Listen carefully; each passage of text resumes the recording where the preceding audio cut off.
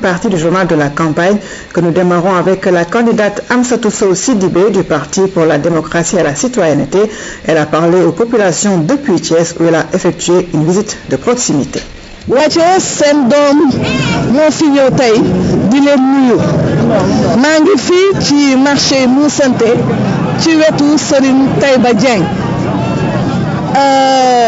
Thiès nag boo jógee Ndakaaru benn waxtu normalement nga yegsi waaye Thiès ak a wute ak Ndakaaru su dul tali boobu di dem Tiwaawan Thiès amul dara dafa wow koŋ marché bi gis nañ leen surtout marchand ambulant yi seen coono gis nañ ko ni ngeen di taxawee suba ba ngoon amuleen sax fu ngeen toog gis nañ ko nee woon naa leen marchand ambulant daf ma soxal ndax ay xale yu am jom ngeen di daan seen doole dinaa leen jàppale waxaat naa ko tey Thiès nag soo ko waxee chemin de fer moo tax surtout nga wax ko waaye nasaxal nañu chemin de fer buñ ko nasaxalee développement mënul am ci réew ndax dem ak dikk bi dafay daal di daanu nee naa nag buñ ma falee chemin de fer incha allah rabbi dinaa ko suqalewaat ba sénégalais yi di mën a dem ak di dikk policier rajo yi waaye dañ leen di nax rek liñ leen digoon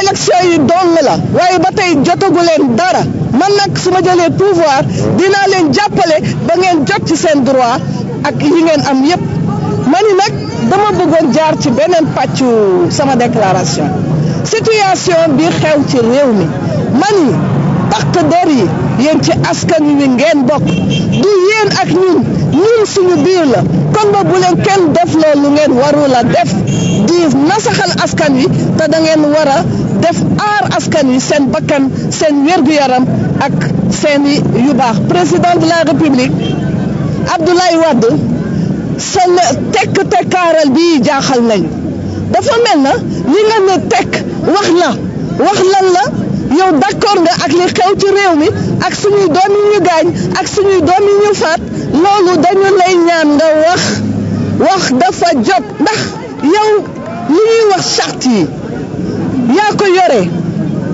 yaay surtout constitution bi yow yaay kii ko jëkk a bind xam li ci biir comme boog dañ lay ñaan nga respecter charte yi te nga wax ak askan wi ndax situation bi metti na population bi nag comprendre na seen mer ndax li xew dafa metti ñu ne la ñaari mandat ngañ leen maa lànk ñetti mandat te charte bi nga tëral nee na la ñaar yéen da ngeen xam lu dul démocratie ngeen xam buñ leen defee yenn yi dina leen jaaxal ba ngeen génn ci mbedd mi mais lenn laa leen di ñaan seen mer moomu denc leen ko ci seen poche yóbbu leen ko le 26 février ci biir urne yi ngeen choisir ka ngeen bëgg choisir ku ngeen fi bëggatul ngeen teg ko fële mu dem noppaliku dama ni man de incha allah rabbi su ma jëlee pouvoir li ma jàng ci droit dinaa ko utiliser ndax li ñuy wax démocratie ak état de droit gëm charte yi gëm ak yelleefu doomu aadama su soobee yàlla dinaa ko appliquer naka dama ni conseil constitutionnel li mu ñu def moom moo tooñ waa Sénégal ndax bu fekkee ni góor gi dafa wax li muy wax conseil constitutionnel xam xel ni ce n'est pas possible mu def la ka neex jël décision boo xam kenn d'accordu ci ñun professeur de droit yi xam nañu xel ni li conseil constitutionnel def du yoon kon boog ñoom lu ñu dal ñooñu koo indil dama ni bis bu ma jëlee pouvoir bi conseil constitutionnel membre yi ni leen di choisir dinaa ko changer dootul nekk président de la république moo leen di choisir da ngeen di nekk ay magistrats yu indépendant ñu jël leen defal leen ci juridiction bi te sax kenn dootul wax conseil constitutionnel cour constitutionnel la ñuy wax ndax kat yéen saa yu leen arrangé wul ngeen xamu leen ci tous xamu leen ci dara bu leen arrangé ngeen def lu leen neex dañ koy def cour constitutionnel ngeen di jox ay décision yoo xam da ngeen ni lii ak lii moo tax ngeen jël décision bi. division des investigations criminelles DIC ñu koy wax dem DIC criminel c'est-à-dire koo xam ni da nga rey nit tuur deret def lu yées moo tax ñu dem fa waaye léegi boo d'accordul ak politique bi rek ñu ñëw sànni la fa moo tax DIC man dinaa ko mu set wecc xotti ko ba mu set indi leneen lu bees loo xam dafa méngoo ak li DIC war a def code de procédure pénale bi dinaa ko changer. Le candidat Ousmane Tanor Dieng de la coalition Benno ak Tanor était hors de Dakar. Il était précisément à Louga.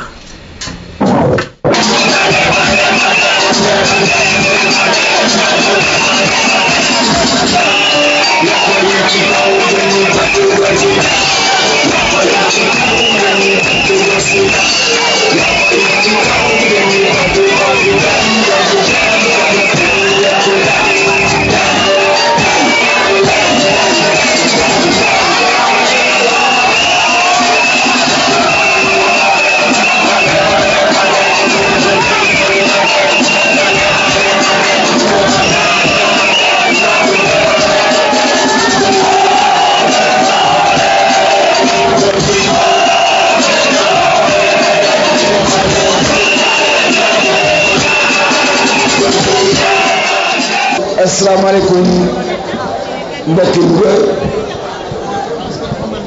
ñu ngi nuyu mbokki Sénégal yëpp di jéggalu ci baat bi xaw a sant mbeng ci suba ñu ngi commencé Daara Jolof dem Linguère jóge fa dem Barkédji mujj fii tey ci Louga ci waxtu wi ñooñu ñëpp ñu ngi leen di gërëm ci teertu bu rafet bi ñu teertu di wax rekk ne li ñu gis fii tey ci Louga dara bett ñu ci Louga bu tey bi mooy Louga bu démb mooy Louga bu dëkk démb mooy Louga bu Aminata Mbengue Ndiaye waaye maa ngi nuyu waa Louga yi nekk Amérique waa Louga yi nekk Italie waa Louga yi nekk Espagne waa Louga yi nekk France ñooy ñëpp immigration bi nga xam ne moo jóge Louga xam nañ leen dans le monde entier li nga xam ne maa ngi koy engagé wu mooy suñu nekkee ci bopp réew mi le 26 février incha allah dinañ dindi ndogal boobu nga xam ne mooy tere ñu importer ab oto bu am lu ëpp juróomi at ma ne camion yi nga xam ne ñoo jóge Mali di def transport camion yooyu am na ci yoo xam ne ëpp na fukki at te ñu ngi daw ci Sénégal kon nag amul benn raison oto yu Sénégal su amee lu ëpp juróomi at kenn du nangu ñu dugal ko ci biir Sénégal kooku jaaduwul li ci des mooy Aminta wax na ko léegi Sénégal li yàqu te naqaree defar mooy jikko yi xam nga soo gaañoo walla nga feebar soo demee ci médecin bi mu xool la faj la nga wér waaye seeni jikko yi moo yàqu comme ni ko Ablaye Wade yàqe fukki at ak ñaar yi passé loolu mooy yàqu-yàqu bi gën a rëy ci yàqu-yàqu Sénégal moo tax ñun ñu prôné la république des valeurs mooy defaraat jikko yi tabaxaat jikko yi tabaxaat sénégalais bu bees wax loo xam ne naroo ko wax loo xam ne xamoo ko wax ba pare ne wax waxe kooku moom su yeggee foofu réew mi yàqu na moo tax ñun ci coalition Benno ak Tanor ñu ne république biñ bugg a tabax république biñ bugg a tëral mooy république boo xam ne ci jikko yi la sukkandiku muy jub muy maanute muy dëggu muy nangu liggéey loolu mooy avancé li ñu waxoon démb ak barki loolu ci biir M23 moom la ñu waxaat Ablaye Wade ñaari mandat la am droit def na ñaari mandat warat na doon candidat dafa war a dem Ablaye Wade moom fi mu ne lu leen ci mu ngi dégg itam tiit na waaye dafay bluff rek dafay bluff foog ne dara xamul dara yëngulu ko waaye jaaxle na bu baax a baax ci yëngu-yëngu yi nga xam ne moo xew ci réew mi.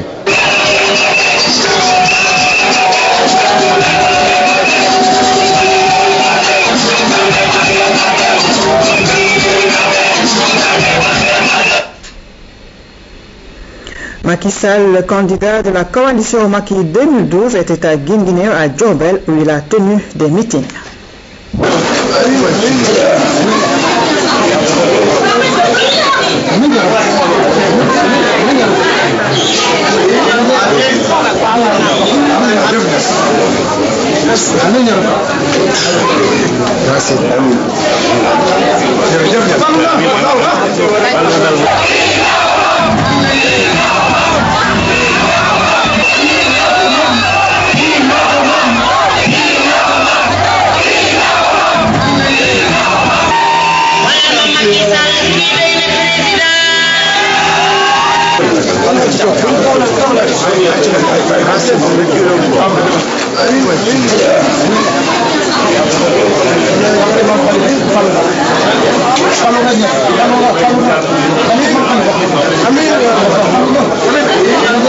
mbokk Guinguinéo asalaamaaleykum mbokk Sénégal tey ñaari candidat dañu daje ci dëkk bi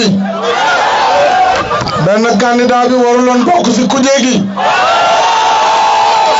directeur de campagne am di premier ministre ci dëkk bi la dëkk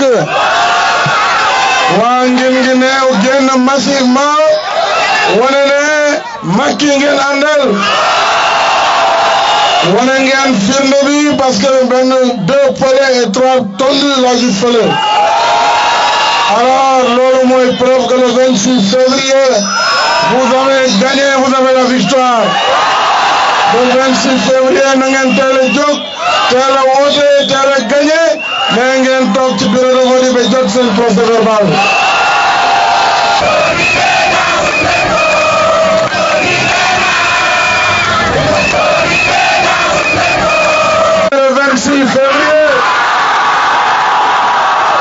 ngeen taxaw nag ci centre de vote yi ak bureau de vote yi da ngeen jot seen procès verbal gagné passage tegaat ko ci sama loxo ni ngeen ko gagné woon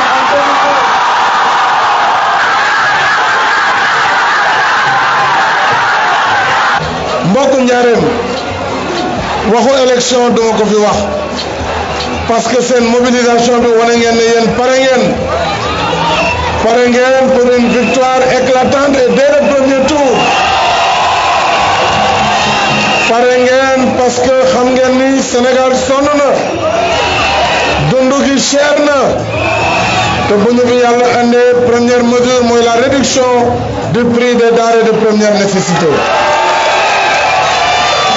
Diourbel a été oublié, Aminata me l'a répété 1000 fois. Mais je voudrais prendre l'engagement solennel ici que si vous m'élisez au soir du 26 février, Diourbel sera replacé au cœur de nos préoccupations. Vous serez rétablis dans vos droits et j'entends dans le cadre du programme prioritaire d'investissement et d'infrastructure prolonger l'autoroute de Diamniadio à Thiès, de Thiès à Diourbel et de Diourbel à Touba.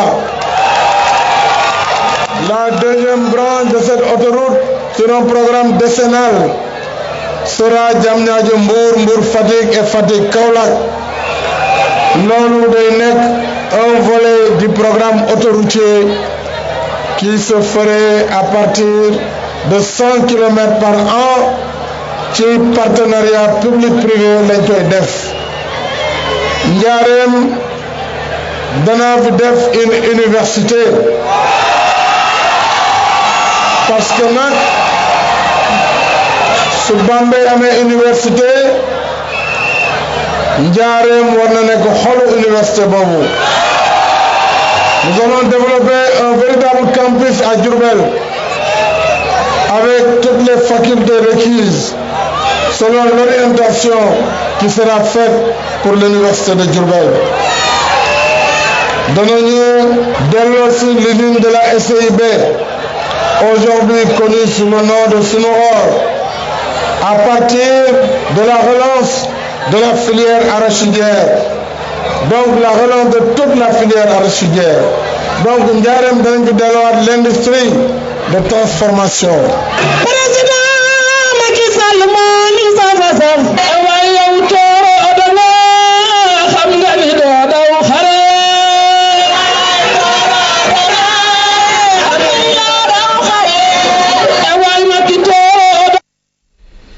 Cheikh Tidiane Gadio, le candidat du mouvement citoyen Jot Jotna, soutenu par la coalition Gadio Président, a lui fait une déclaration à son quartier général. Mes chers compatriotes sénégalais de l'extérieur, bonsoir. Au nom du peuple sénégalais et au nom de la coalition Gadio Président, je voudrais vous rendre un hommage appuyé, un hommage mérité pour tout ce que vous avez fait pour notre pays.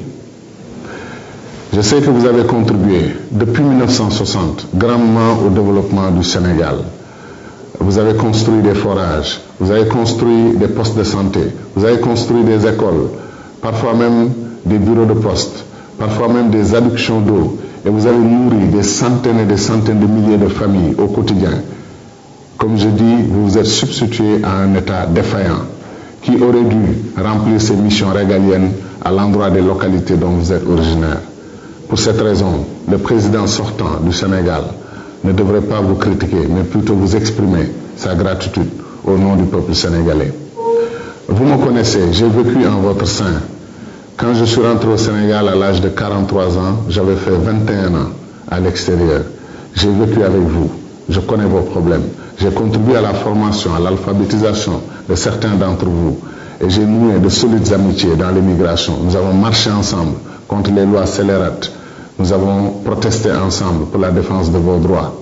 C'est pour cela que je me considère le candidat naturel des Sénégalais de l'extérieur.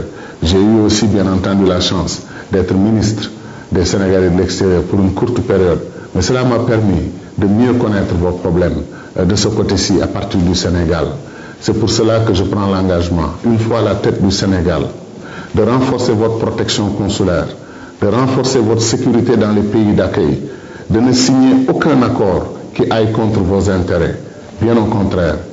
Je sais que vous êtes préoccupés par certaines questions, comme le droit d'accès à la terre, comme la question des investissements dans votre pays, et surtout la question des véhicules que vous souhaitez ramener au Sénégal. Le critère de l'âge n'est pas un bon critère. Je mettrai en avant d'autres critères techniques. Comme vous le savez, il y a des voitures de 10 ans qui sont en bien meilleur état que des voitures de 3 ans.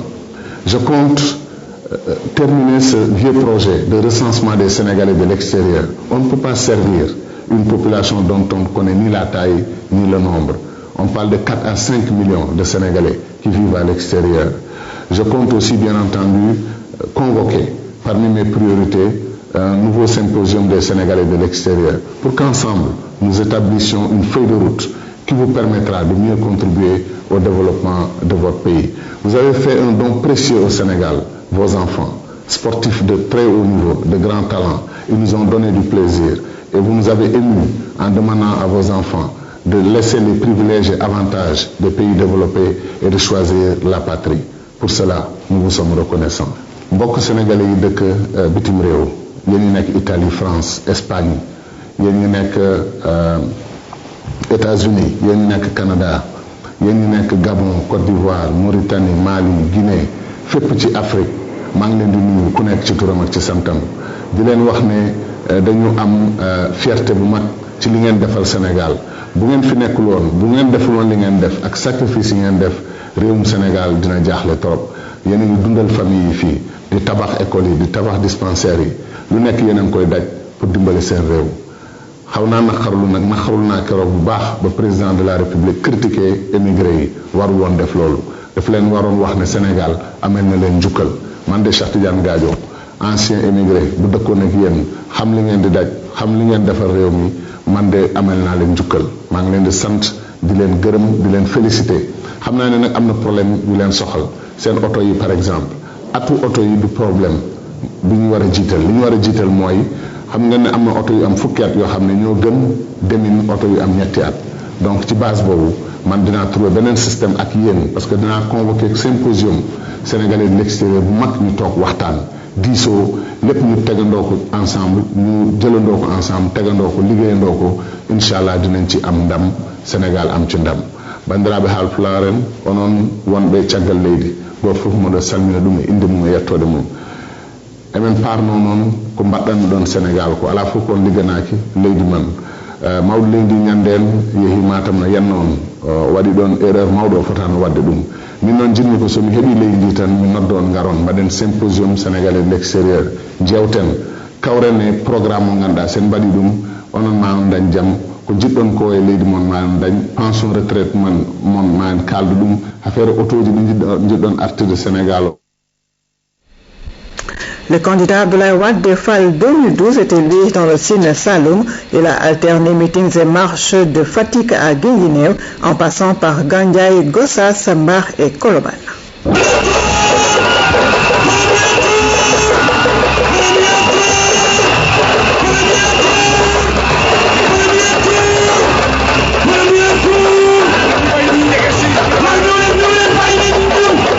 Population de Fatick, j'aime tellement Fatick que je ne vais pas vous laisser entre les mains d'un apprenti.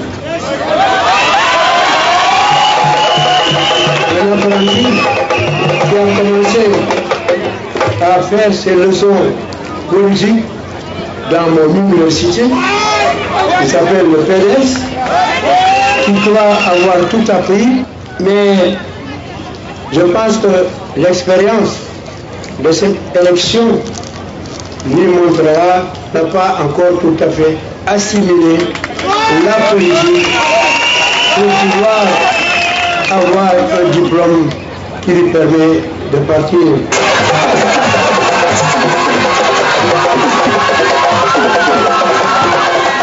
Assalamu alaikum. Mbokk Gandiaye maa ngi leen di nuyu.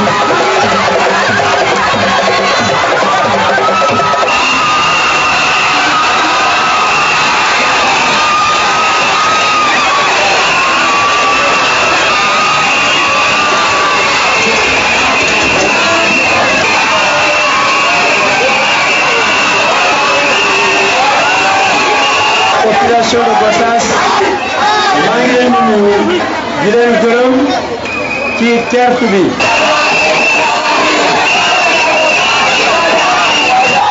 Asalaamaaleykum mbokku Mbar maa ngi leen di nuyu yéen ñëpp ku nekk sa tur ak sa sant. mbokku Colobane maa ngi leen di nuyu. campagne bi xat nga xam ni duñu mën a yàgg fenn.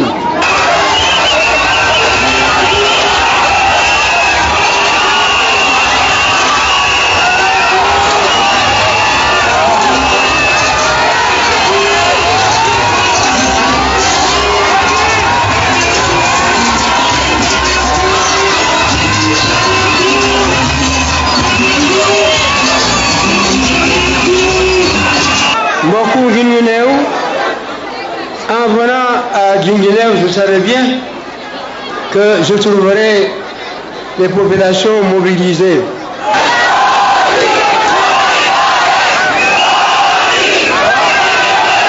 Les socialistes ont enlevé les rails en certains endroits du Sénégal.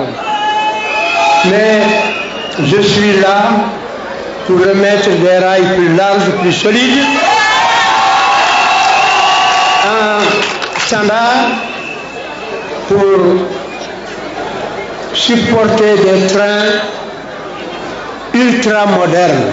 Le Dakar, Djibouti, dont je suis chargé de l'exécution par le Népal. Eh bien, je veux réaliser ce chemin de fer, Inch'Allah, au cours de mon prochain septennat. Le Premier ministre m'a donné le registre des réalisations de l'alternance. Mais autant que lui, j'ai de l'ambition pour votre commune. J'ai de l'ambition pour toute cette région.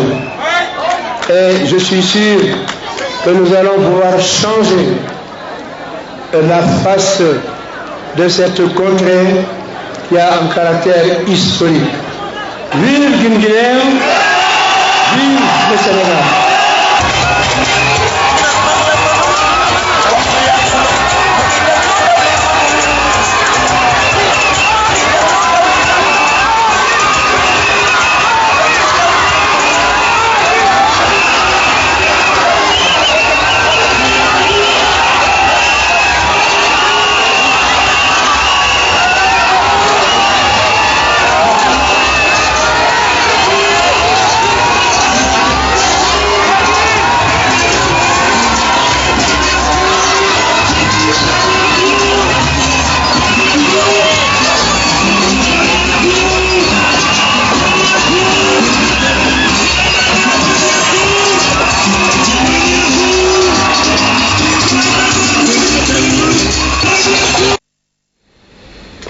Le candidat Idrissa Seck de la coalition IDI, 4e président, était lui resté à Dakar. Il était dans le centre-ville, plus précisément sur l'avenue Lamine Bey et à Sandaga, où il a effectué une marche avant de s'adresser aux populations.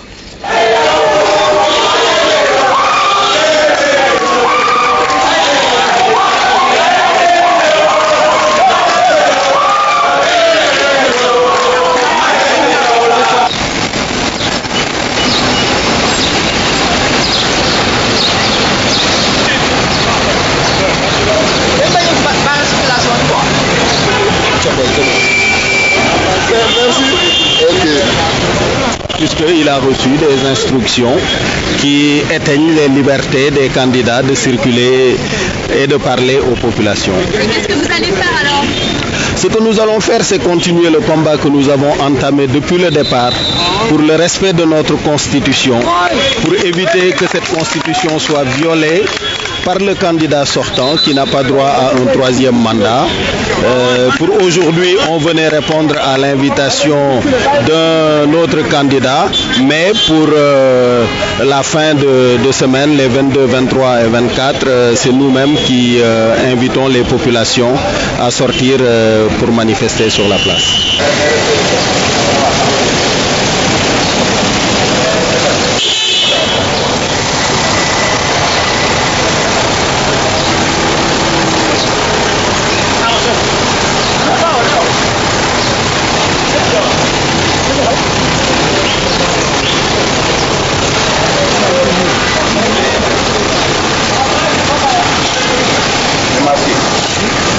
Vous connaissez les véhicules ici?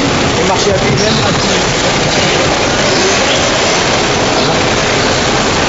Même à pied, on ne va pas passer par là.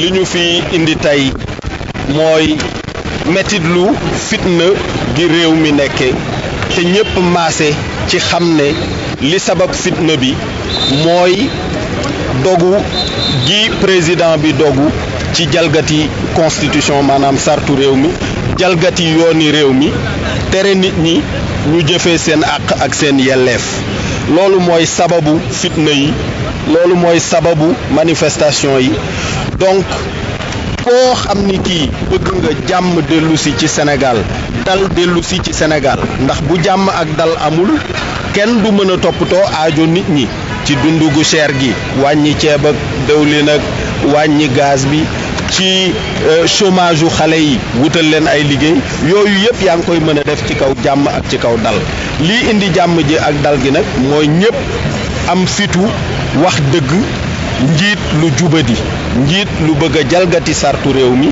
njiit luy jalgati loi jël doole jëmale ko askanam loolu tànk saafara wuñ ko leneen amu fi lu ñu war a lijjanti. pare nga pour dem élection dimanche su set. ñun pare nañu bu yàgg a yàgg mais li ñu wax mooy lu nekk da ngay def la ca gën di farata li gën di farata mooy ñu aar constitution Sénégal aar sartu Sénégal mais dem Tambacounda dem Mali dem Guinée ne leen dinañ leen defaral tali dinañ leen te jàmm amul dal amul yoon amul doole rek mooy dox ak bëgg gi président bi bëgg jël réew mi toog fii ay weer jox ko doomam foqati élection yi loolu laa ni loolu moo jar a xeex loolu la ñëpp war a dogu pour mu bañ a am tant que Ablaye Wade abaluñu tant que génnewul xelam ci jël réew mi teg fi doomam imposer ñu monarchie jàmm du am ci Sénégal dal du fi am puisque loolu duñu ko nangu.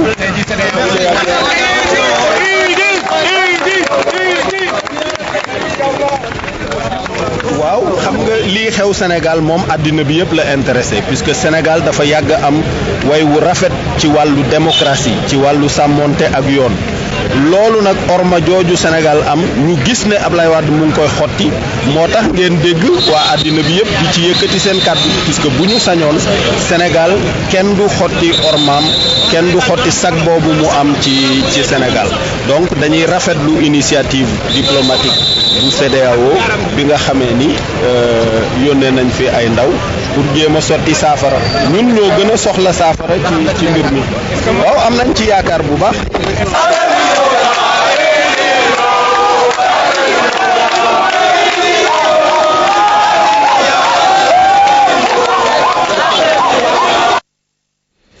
Le dernier candidat de la soirée est Oumar Khassimoudia du parti humaniste. Il était dans les régions de Fatick et Kaolack où il a tenu 2 meetings à Marouti et à Ndofane. Mbokki Fatick, mbokki Marout,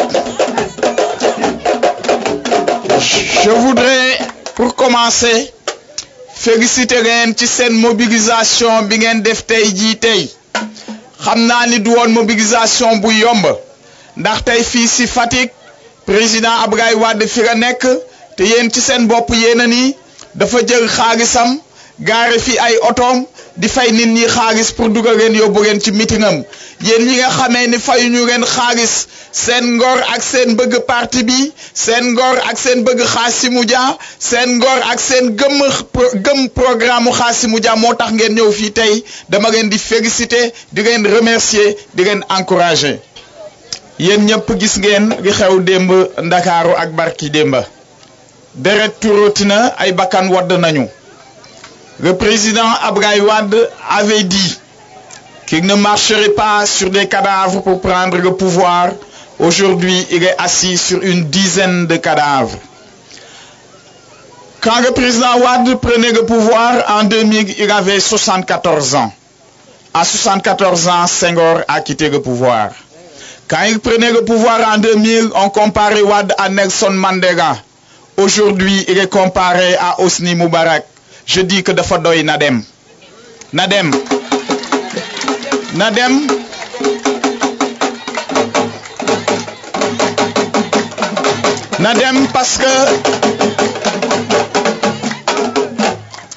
parce que en vérité s'il est le démocrate qu'il se prétend, il doit aujourd'hui quitter le pouvoir. Le président Wade sait qu'il est minoritaire. Et parce qu'il est minoritaire, il ne veut pas d'élection. Les gens qui sont morts à Podor sont partis parce que Wade ne veut pas d'élection. Il ne veut pas d'élection et il entretient un climat de violence dans ce pays. Voilà pourquoi il doit partir. Et nous disons, nous du Parti humaniste, que nous voulons la paix. Nous voulons gagner pacifiquement ces élections. Nous voulons en tout cas que le meilleur gagne dans des élections paisibles. Mais nous disons qu'au soir du 26 février, Wade ne sera plus président. Il ne sera plus président. Il est inutile donc qu'il essaye par la violence de retarder l'échéance. Nous ne l'accepterons pas. Nous ne le reconnaîtrons pas comme président de la République au-delà du 26 février. Et nous estimons qu'il est encore temps qu'il se ressaisisse pour organiser des élections transparentes, des élections paisibles, afin que le meilleur gagne, afin que la démocratie dans ce pays soit sauvegardée, afin que la démocratie dans ce pays qui a coûté tant de sueur depuis des années et des années, que des générations et des générations ont consolidé et ont construit, que cette démocratie soit sauvegardée. Mbokk yi dama ni président Abdoulaye Wade dafa minoritaire ci réew mi bëreewul nit xam na ni bu demee élection dañ koy gagné moo tax muy rey nit ñi di buntu xaantaal ay candidat président de la république di tere ay manifestation Dakar ba ay bakkan di ci wodd ñu ni ñun nag waa parti humaniste ñax jëriñu bu président Abdoulaye Wade organisé wu élection yi eh bien au soir du 26 février dootuñu ko reconnaître comme candidat ndax li mu bëgg li mu bëgg mooy fexe ba nit ñi di xuloo di xeex ba élection bañati am ñu nekk fi di négocier jëmale déwén jéeg te nit ñi dañoo maar ci Abdoulaye Wade dañ ci maar baykat yi dañoo sonn waa àll bi nee nañu bëggatuñu waa taax yi nee nañu bëggatuñu nappkat yi nee nañu bëggatuñu baykat yi nee nañu bëggatuñu sàmmkat yi nee nañu bëggatuñu élèves yi nee nañu bëggatuñu étudiants yi nee nañu bëggatuñu kon boog na baax.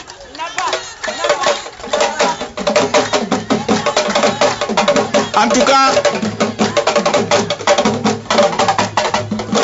ñun waa parti humaniste man Khassimou Dia am nañu un programme alternatif xam nañu naka la ñuy suqalee réew mi wër nañu gox yeeg goxaat yi dugg nañu fu benn candidat du dugg expliqué nañ leen ba ngeen comprendre bu ñu jotee réew mi nu ñuy fexe ba réew mi naat ba réew mi jëm kanam ba xale yi am liggéey ba jigéen ñi am liggéey ba mag ñi mën a seen xel mën a dal kooku expliqué nañu leen ko moo tax ñu bëgg au soir du 26 février ngeen jox ñu victoire.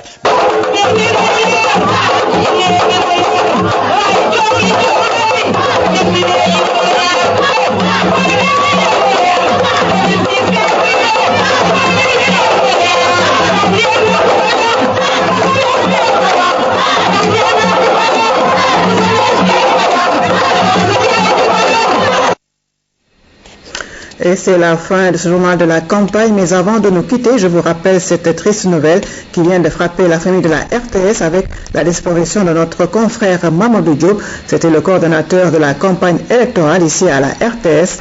Il était l'un des premiers professionnels de l'information et de la communication sortis du CESTI. Il a occupé plusieurs postes à la RTS, dont notamment le directeur des programmes de la télévision, et il a été également le conseiller du directeur général à plusieurs reprises. Simple et courtois, Mamadou Diop est parti au moment où l'on s'y attendait le moins. C'est lui qui, en sa qualité de coordonnateur, avait annoncé sur nos antennes l'ordre de passage des candidats sur la RTS 1. La RTS et le CNRA présentent leurs condoléances les plus adressées à sa famille. Je rappelle que la levée du corps aura lieu demain à 9h à l'hôpital principal, suivi de l'enterrement dans sa ville natale de Koki. Merci de nous avoir prêté votre attention. Je vous retrouve demain pour une autre édition.